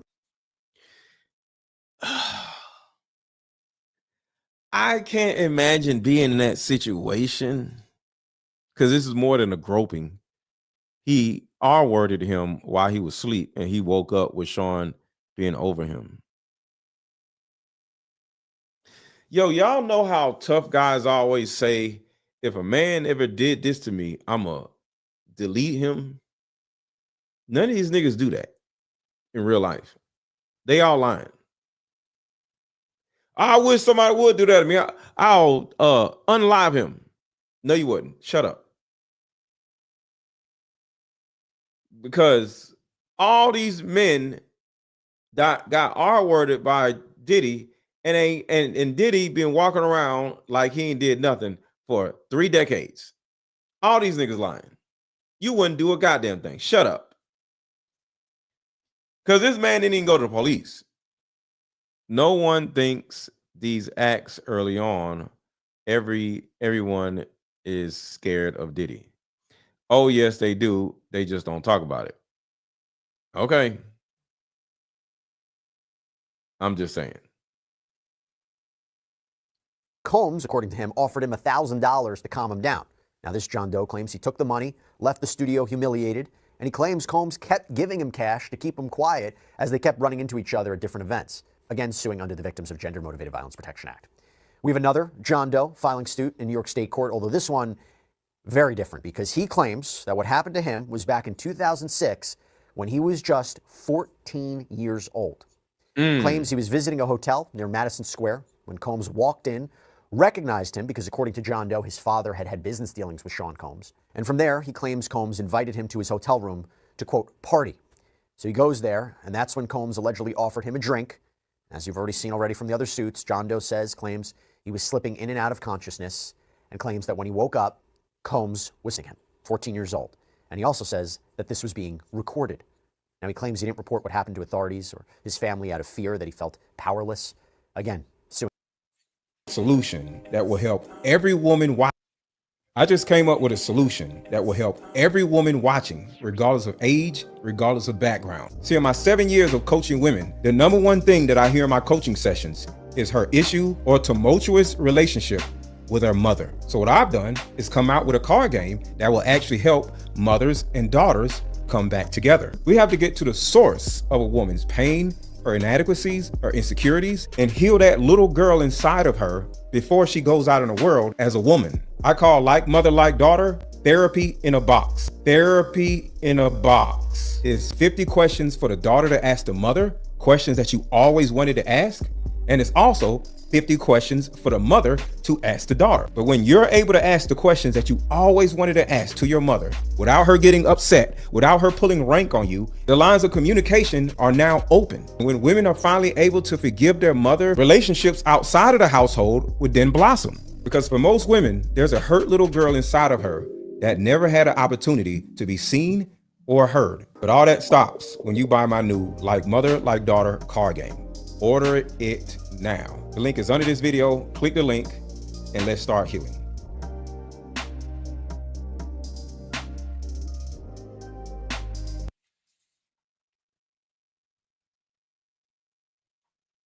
Sorry, y'all. And he also says that this was being recorded. Now, he claims he didn't report what happened to authorities or his family out of fear that he felt powerless. Again, suing under New York City's Victims of Gender Motivated Violence Protection Act. Another John Doe filed a lawsuit in New York State court. He claims back in 2003, at 19 years old, he was working as a DJ for private parties. And that year, he gets a job working at Combs' white party. And he says at one point at the party, a man he believed to be security brought him drinks, started to feel lightheaded, began to feel woozy after 3 drinks, and he recalls a man carrying him into a bedroom. From there, he claims he felt his pants being removed, that there were 4 men in the room, including Combs, and he goes on to allege that he was fondled, he was groped, he couldn't fight back, and then he was victimized by multiple men, including Sean Combs, with one man allegedly sitting on his back to hold him down. Claims he wakes up the next morning, tries to leave, but according to him, he's stopped by the man who had been giving him drinks the night before, and this man allegedly told John Doe that if he ever spoke a word about what happened, quote, no one would ever find his body. Also sued under the Victims of Gender Motivated Violence Protection Act. Final lawsuit. And this one is a little bit different, so we saved it for last. So this is now filed on behalf of 7 plaintiffs: Latasha Forbes, Billy Cummings, Ian Fearon, Ahmad Jenkins, Fallon Matthews, LaQuay Applewhite, and an unidentified Jane Doe. And they have named Combs, his affiliated companies, Christina Coram as defendants. By the way, we haven't seen her mentioned in a suit in quite some time. I believe the first time we heard about her was during Rodney Little Rod Jones' lawsuit against Sean Combs, the former music producer who sued him. Coram has been described as Combs' chief of staff at Combs Enterprises. Sean Combs was known by the institutional defendants and Miss Coram to engage in open and notorious violent behavior directed at men and women, including sexual. Miss Coram witnessed, facilitated, and or covered up Combs' abuse of men and women as part of her employment with Bad Boy and or the other institutional defendants. The institutional defendants and its agents, employees, servants, and or representatives failed to report Combs' behavior or assaults or prevent him from continuing to assault victims like plaintiffs. So you see how they're trying to hold them all liable. Oh, and then let's mention Jones, by the way, because he's mentioned in this complaint. For example, quote, former Bad Boy producer Rodney Little Rod Jones has stated publicly that when Combs assaulted him, the chief of staff at Bad Boy, Christina Coram, excused the assault by responding that this was Combs' way of showing love, demonstrating a known and long-standing pattern of conduct that was accepted. Whoa. Wait, what? Have I ever seen Baby Reindeer? Baby Reindeer was, I didn't understand Baby Reindeer. I don't want to see some dude getting harassed by some fat lady. I didn't understand. So I tried to look at Baby Reindeer, but it was just some fat girl that kept stalking him. That shit wasn't. What was it? Was it more to it? So no, I watched Baby Reindeer and the shit was stupid. Was it some Diddy type of scenario that went on with it though? I don't know.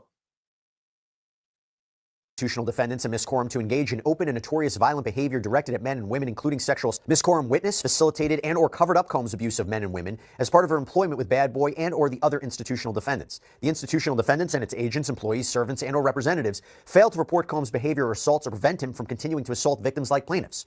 So you see how they're trying to hold them all liable. Oh, and then let's mention Jones, by the way, because he's mentioned in this complaint.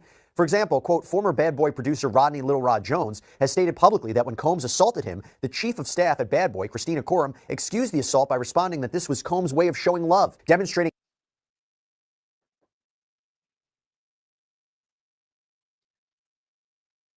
What kind of shit is that? I R-worded you because I love you. His way of showing love is by drugging you and taking your booty? Are you kidding me? Oh, he's talking fast. I had to speed it up because I'm using somebody else's content. What in the hell? Christina Corum is an idiot. Institutional defendants. The institutional defendants and its agents, employees, servants, and or representatives failed to report Combs' behavior or assaults or prevent him from continuing to assault victims. What's up, Uncle Drew? Like plaintiffs. So you see how they're trying to hold them all liable. Oh, and then let's mention Jones, by the way, because he's mentioned in this complaint. For example, quote, former Bad Boy producer Rodney Little Rod Jones has stated publicly that when Combs assaulted him, the chief of staff at Bad Boy, Christina Corum, excused the assault by responding that this was Combs' way of showing love, demonstrating. That's crazy. That's absolutely crazy. A known and long-standing pattern of conduct that was accepted, encouraged, and ratified by Bad Boy. Rodney Jones compared the relationship between Combs and Corum to that of Jeffrey Epstein and Ghislaine Maxwell. He sure did. He made that comparison. Now, with respect to the individual claims in this lawsuit, this is what it says. In or around 1994 at Bad Boy's premises in New York, Combs coerced Latasha Forbes, then approximately 17 years old, to drink a beverage, causing her to become intoxicated, after which he violently battered Miss Forbes and induced others Miss Forbes. In or around 1995, at a New York video shoot for Bad Boy artist The Notorious B.I.G., Combs violently battered Billy Cummings when she was approximately 14 to 15 years old. Shit. I'm never going to understand the tadpole angle of this. Why young people? I just don't understand. I just don't understand. Around 2003 in Combs' New York apartment, Combs violently set Ian Fearon and forced Mr. Fearon when Mr. Fearon was approximately 19 years old. In or around 2004, at an industry party hosted by Combs and Combs' Florida residence, Combs and inappropriately groped LaQuay Applewhite when she was approximately 23 years old. In or around 2004-2005, at a Bad Boy launch party in Florida, Combs inappropriately groped and sexually plaintiff Ahmad Jenkins when he was approximately 18 years old. In or about 2010, at an audition for Making the Band, plaintiff Jane Doe was given a beverage which, upon information and belief, contained an unknown intoxicant without her knowledge. After Wait. I think she said something about making it a band. 2005, at a Bad Boy launch party in Florida, Combs inappropriately groped and sexually plaintiff Ahmad Jenkins when he was approximately 18 years old. Okay, so this is a dude that's 18. In or about 2010, at an audition for Making the Band, plaintiff Jane Okay, an audition for Making a Band.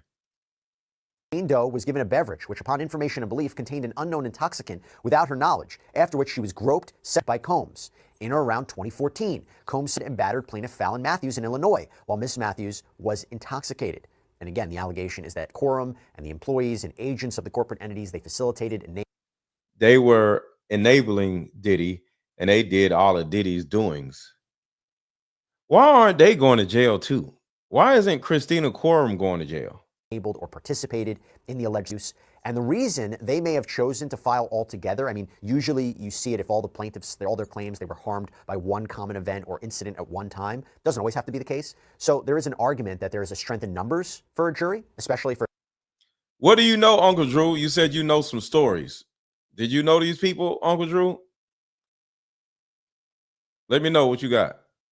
a sex trafficking claim that I'm going to mention in a moment, but also judicial efficiency, maybe combining resources. But they are suing under multiple theories, multiple causes of action. So again, New York City Gender Motivated Violence Protection Act, but also assault, battery, false imprisonment, both intentional and negligent infliction of emotional distress, negligence, negligent hiring, retention, and supervision, and also violation of New York State's sex trafficking law. That allows victims of sex trafficking to file suit. Quote, Sean Combs ran a sex trafficking ring that lured in victims to sex that was enabled, facilitated, and or participated in by the institutional defendants and Christina Coram.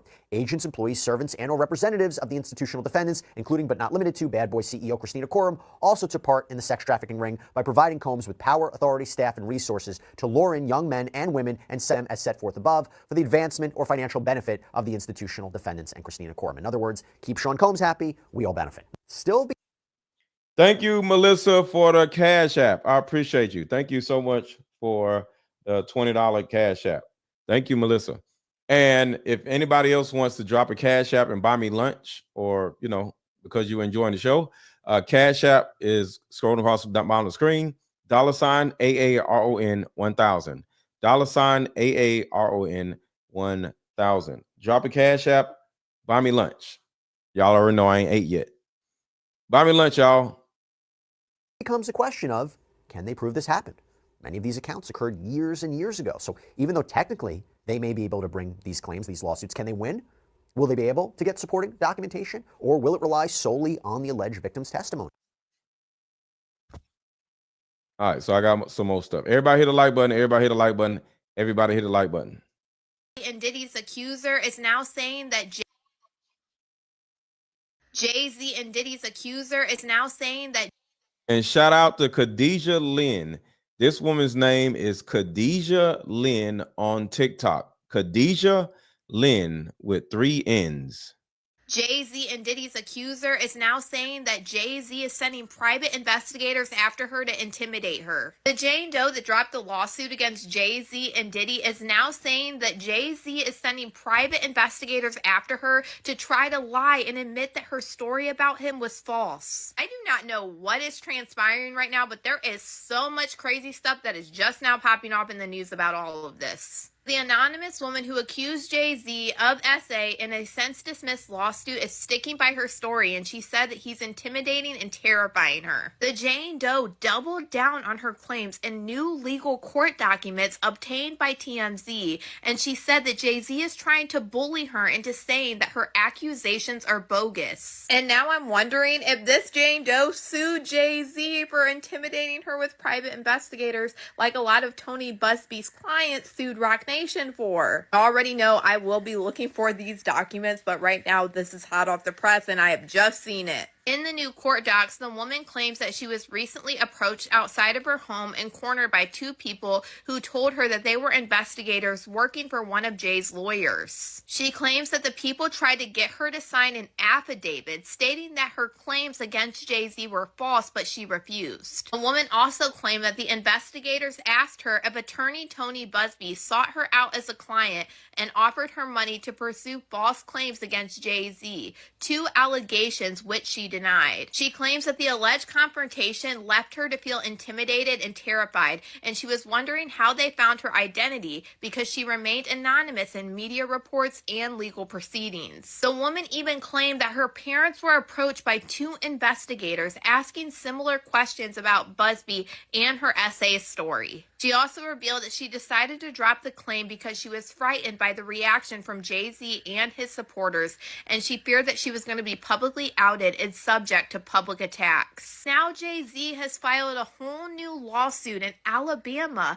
against this Jane Doe and Tony Busby. And I'm honestly confused about this because Jay-Z's lawsuit against Tony Busby in California is still ongoing, even though the judge said that he's probably going to dismiss Jay-Z's claims that Tony Busby tried to extort him because he shows no evidence of anything like that. And that same judge said that he's still thinking about if he's going to let Jay-Z continue for his defamation lawsuit all over Tony Busby liking a post on Twitter. Now Jay-Z turned around and is suing Busby and this Jane Doe in Alabama where she lives, claiming that she admitted to making the whole story up and she told Busby it was bogus before he moved forward with the claims. But she said that's not the case, and Tony Busby said, What's up, Willetta? that Jay-Z's allegations are bogus. And the crazy part of this Jane Doe's allegations about these private investigators is that Rock Nation is still dealing with multiple lawsuits from Tony Busby's clients saying that they sent private investigators to them to try to get them to lie on Tony Busby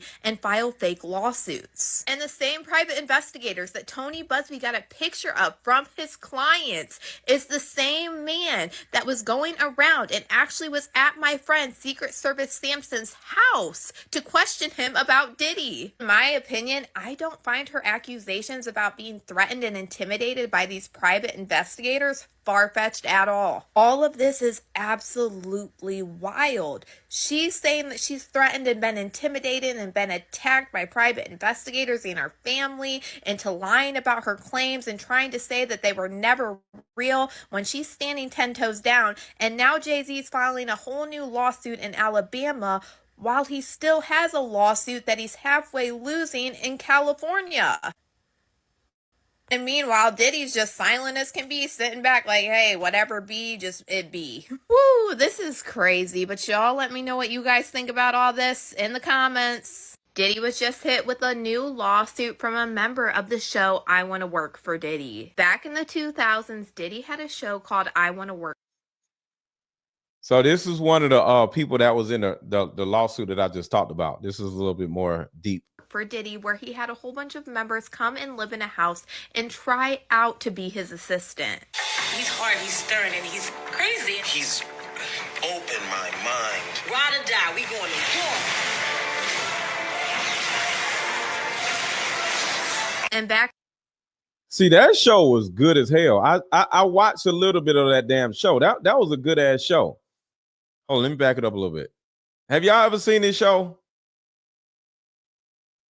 Hold on, let me go a little closer.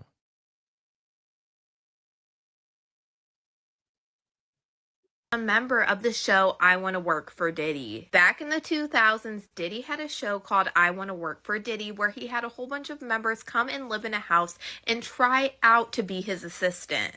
He's hard, he's stern, and he's crazy. He's open my mind. Ride or die, we going to war. And back then, Laverne Cox was actually one of the contestants on I Want to Work for Diddy. I am 5 days into the online course, and I have had so many epiphany moments throughout this week. Throughout my whole life, I have just kept it moving. And you have, through your course, really shown me that in order to move forward, you got to look back, and identifying those childhood traumas and how they have now created these adult behaviors in toxic relationships. And my responses has really been eye-opening. The course is laid out perfectly when it comes to helping and taking those steps and doing those activities to really dive deep and getting your male perspective. But it's great that you prepare us in our mindset. So I appreciate you. And I appreciate this program, and I'm so excited to jump into week 2. So thank you, Coach. See you next session. Make sure to buy my emotional attachment blueprint, aka Fix My Attachment Style. This is one of the people that said they enjoyed, and they're just starting. So they're like in day 1 of it. And this is what they actually said. I'm going to read a little bit of it. So I finished listening to the 13 Principles Letting Go, which is day 1 of my $14.99 attachment style course, which is in the chat and is under this video. She said, I just got done watching the 13 Principles Letting Go, and it really was awesome and amazing. And the discussion was so amazing too. And I agree with everything mentioned and talked about. I was familiar with some of it in different ways, meaning that it was talking about, and that some of the terms, because I operate with concepts and ideologies and not just giving advice. So there's certain terms I use in the course. So I love that I learned that some of the terms that were that they're meaning, and I learned other things about what was discussed. I definitely will provide encouragement it will definitely provide encouragement as I listen to it over and over again. And that is just day one of my course. It's four more parts of the course that she has not even gotten to it yet. So she left this review, and that review is literally from day one, the first step of the course. She ain't even got through the rest of it yet, and she's enjoying it already. So make sure to purchase my course. It's only $14.99. I'll say it again. It's only $14.99. And as you go through the course, or when you buy it, make sure to buy one of my card games also, because there's going to be some pop-ups in the purchase of the course where you can get my card games along with the course. Contestants that was on the same season as Laverne Cox on I Want to Work for Diddy, named Kendra Hoffney, is suing VH1, Bad Boy Entertainment, and Diddy for her time on the show. And she is alleging during her time on the show, she was essayed by Diddy. She said in 2007, she was told by her colleagues that there was a show being produced by VH1 and Diddy called I Want to Work for Diddy. Damn, that's crazy. I've seen the show. This is what Willetta said. I've seen the show. It was crazy. Innocent people trying to make their dreams come true. And when all the while you're getting taken advantage of and nothing to show for your efforts but disappointment. Yeah, that's crazy. You going through all those challenges and you come to find out it's just a Ponzi scheme to just get your booty. Damn, that's crazy. And she said that she was really interested on being on the show because Diddy was a mogul and understood how to run a business and a successful fashion brand. She applied to the show in 2007, and she was interviewed several times, including in-person interviews by members of the Bad Boy production team. She said, "What's going on, Common Sense?" Said that she received a welcome letter when she was selected for her role on the show that read, "Dear Kendra, congratulations. You have been chosen as a finalist for the job of Diddy's new personal assistant. You should take great pride in knowing that thousands of people applied, but only a select few have made the cut. What's up, April? Diddy believes that his assistants must have strong presentation skills and the ability to make a lasting first impression. You must think of yourself as a brand and present yourself in a clear and compelling way, both to him and to the world at large. Therefore, to get ready for your first day, please prepare a short presentation. Who are you? What is your brand? And why should you be a part of the Bad Boy empire? You'll have no more than 2 minutes. Please bring a visual aid if you'd like. We look forward to meeting you." She says she ended up being selected to participate in the show as a contestant on season 1 of I Want to Work for Diddy. She was flown to New York and moved into the Soho location where the filming of the show initially took place. Initially, the interactions with Diddy were sporadic. However, they became more and more consistent as the show progressed.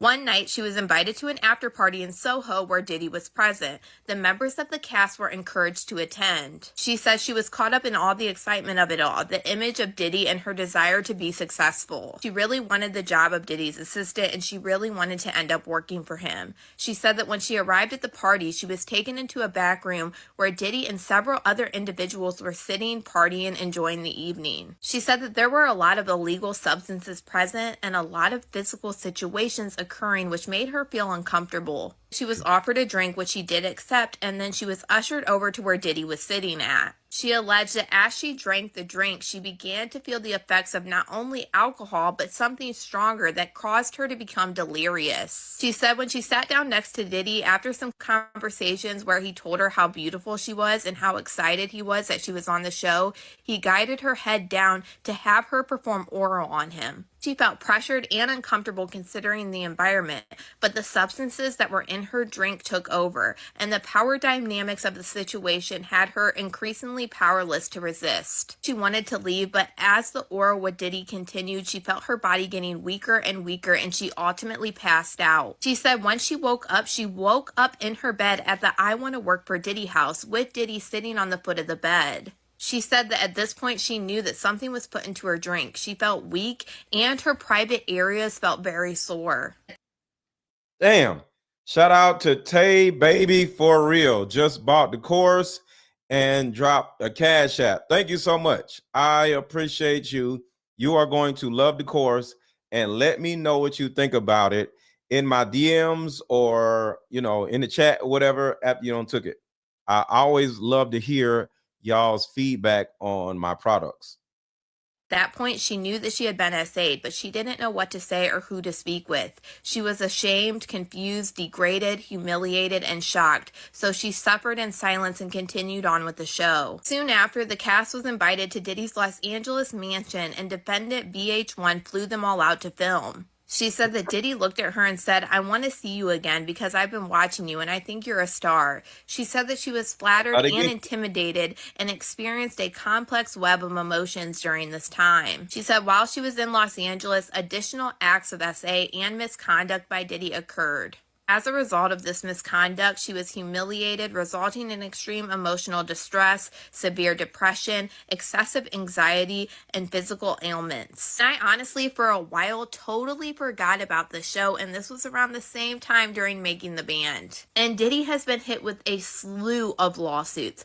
I have over 10 lawsuits to go over in total. That's not even counting this one. But for now, y'all let me know what you guys think about this in the comments. Diddy was just accused of taking out Tupac and Biggie from his co-founder of Bad Boy Records. This is part 2 of the new bombshell lawsuit that Diddy was just hit with by his co-founder of Bad Boy Records, Kirk Burrows. So let's jump right back into it. He talks about Diddy's role in the connection to Tupac's unaliving. Kirk Burrows alleged that Diddy was very jealous of Tupac Shakur due to Tupac's rapid rise in the music industry. He said that Diddy used his influence to orchestrate a smear campaign against Tupac, fueling the East Coast and West Coast war. He witnessed multiple instances where Diddy expressed paranoia and frustration over Tupac's success, indicating a deep-seated need to diminish his rival influence. Diddy made statements to insiders suggesting that Tupac's presence in the industry threatened his own legacy,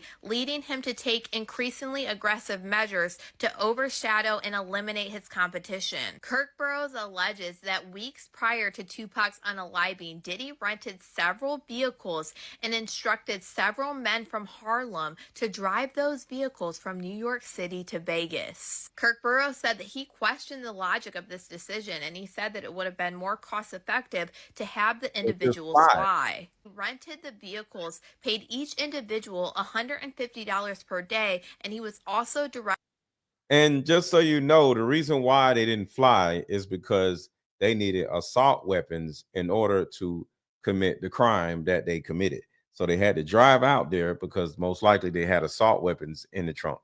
To pay for the driver's hotel stay. He then alleged that Diddy told him to request reimbursement for the rental cars, hotels, and the money from their parent company at the time, Artista Records. And he said that he believes that Diddy was reimbursed between $30,000 and $50,000. He then talks about Diddy's exploitation and control and betrayal of Biggie Smalls. He said that Biggie had grown increasingly frustrated with his financial situation under Bad Boy Entertainment. Despite selling millions of records, he was not receiving his fair share of the profits. In the months leading up to his unaliving, Biggie renegotiated the contract with Diddy and secured a majority share of his royalties. He also limited his commitment to Bad Boy Entertainment, having started his own label and signed his own artist. Kirk Burrows said that Biggie's decision to take control of his career and his earnings angered Diddy, who saw it both as a rejection and a direct challenge of his authority. He said that Diddy initiated a campaign of retaliation. Diddy began to alienate Biggie from key industry connections and use financial leverage to maintain control over his earnings. On the night that Biggie passed away, Biggie was en route to an airport, and Diddy called Kirk Burrows and demanded that Biggie cancel his flight, ordering him to stay for an unscheduled club party for that evening instead. Kirk Burrows and Biggie pushed back, but Diddy was determined to have Biggie make an appearance at the vibe party that he had absolutely nothing to do with. This decision was highly unconventional and reckless, as they had no proper security in place. According to Gene Deal, Diddy's security at the time, he warned Diddy that he was informed that it was not safe for any of them to leave the compound that they rented for the weekend. Diddy ignored the warning and insisted that they all went anyway. Diddy was the only person in the entourage with security detail. Right after Biggie's unaliving, Diddy was thinking only about we meet up at a coffee shop and play this fun dating card game? We'll have fun and see if we're compatible all at the same time. Ooh, what's the name of the game? It's called Deeper Discussions. I'm down. Okay, meet you at 6. Fellas, buy this card game. Ladies, buy this card game. Buy about 2 or 3 card games. The main reason why people can't stay together isn't because they don't like each other no more. It's actually because their present family issues come up or their past family issues come up. But when you play Deeper Discussions, you'll be able to understand a person's family issues up front. This game can be played with either 2 people or an entire group. So have fun. Question number 1. Name a time when money was the main factor why a relationship went bad. Deeper Discussions Dating Edition. Again, these cards are good for vetting a potential boyfriend, Candidate. a potential girlfriend, a potential husband, a potential wife. The texture of these cards are so soft and silky, by the way. Like They ain't gonna get really wore out. durable. A dating card game for introverts who have a hard time asking the much needed compatibility questions. Deeper Discussions, the card game. Not even have the decency to wait for Miss Wallace to arrive as she had a flight en route at 8 a.m. See, this right here was so disgusting. Let's listen to this part right here. Like, Biggie just died, right?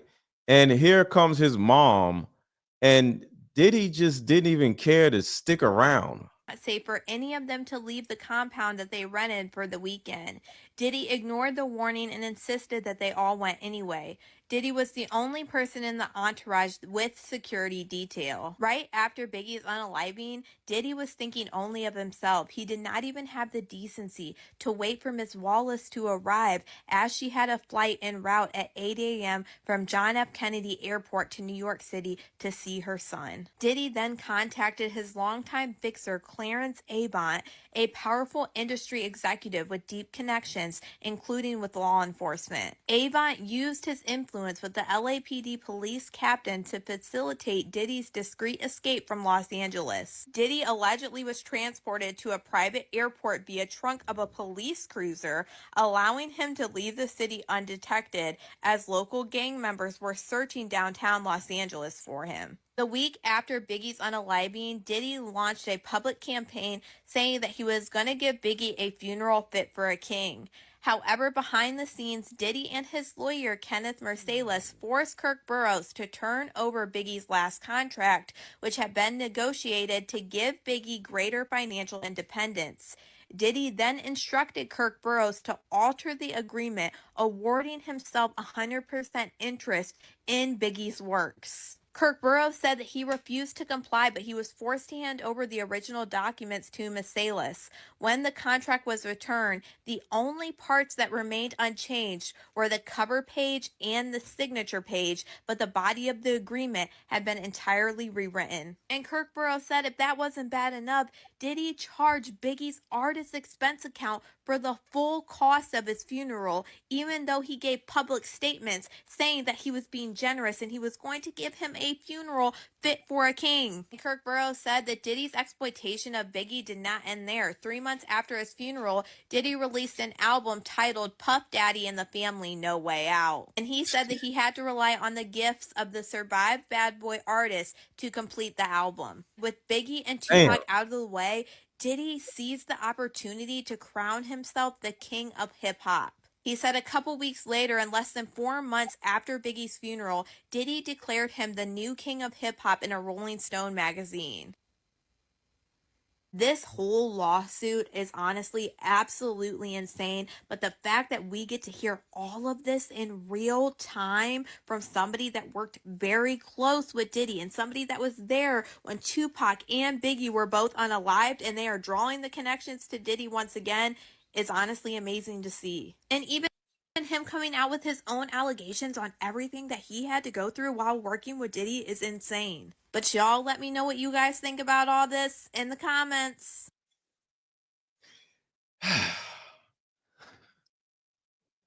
I am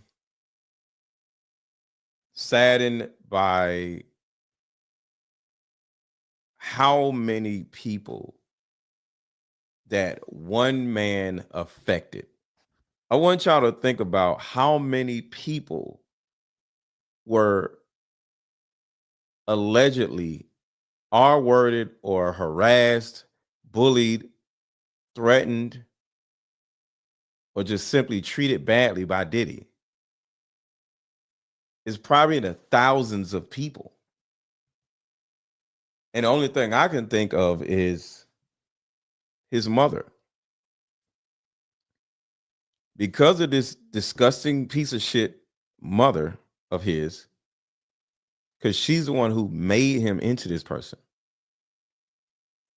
And then, because a lot of times, if one person is an asshole, people can just turn away and just say, I ain't dealing with you. And when nobody deals with you, it can cause you to change your ways. But when his mother, Christina Quorum, all these other people around him seem to turn a blind eye or even help him facilitate all these terrible scenarios, it causes him to keep going down this terrible rabbit hole. Diddy needed the mother-son card game. No, Diddy's mom needs this mother-daughter card game because something happened to her. Something happened to her in the 60s to cause her to be like this. It's a possibility her husband was, well, the one who died, her late husband, probably was her pimp. I don't know. So maybe she was just a whore that was being pimped out by her own man and they had a baby together. I don't know. But this is why it's important for all of us to always look backwards to find out what happened to you and find out what happened to other people before we attach ourselves to people that literally don't even know themselves. Janice needs to also go to jail. Christina Quorum also needs to go to jail. Not just Diddy. Thousands of people have been adversely affected by this man. Thousands. And I feel sorry for them because, like I said, if it was me in the early 2000s and Diddy took a liking to me and wanted to make me into some rapper or whatever, some star, I would have been ecstatic because nobody knew that he was this gay, evil weirdo.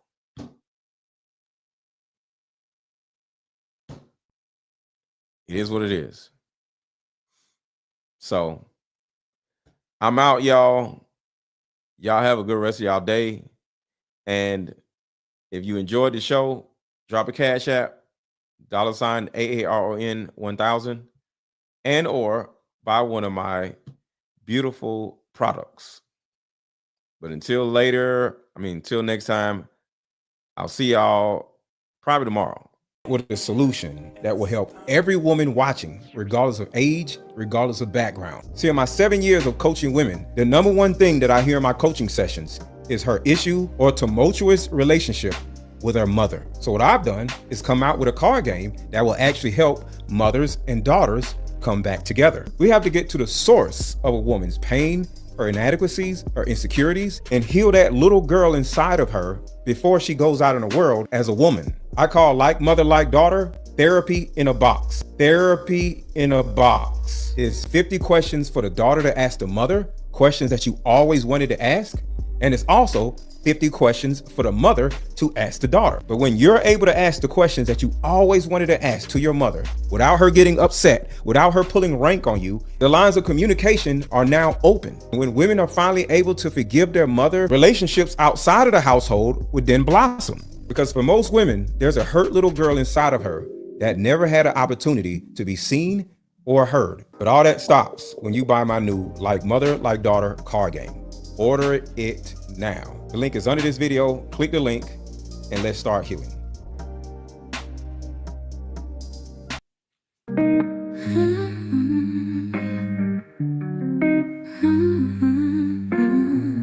Mama, sit down, let's play this game. In this these cards, we heal our pain. Face to face, we both explain. Maybe find our bond again. Years of anger lose their sting. We both said some hurtful things. Let these questions heal broken strings. Let this game and fractured wings. Like mother, like daughter, we are the same. You'll see when we play this game. My inner child just wants to be seen. I forgive you, do you forgive me? The hurt, the neglect and disrespect, wounds can be healed in these two decks. Even though our past attempts have stalled, mama, please just don't withdraw. Like mother, like daughter, we are the same. You'll see when we play this game. My inner child just wants to be seen. I forgive you, do you forgive me?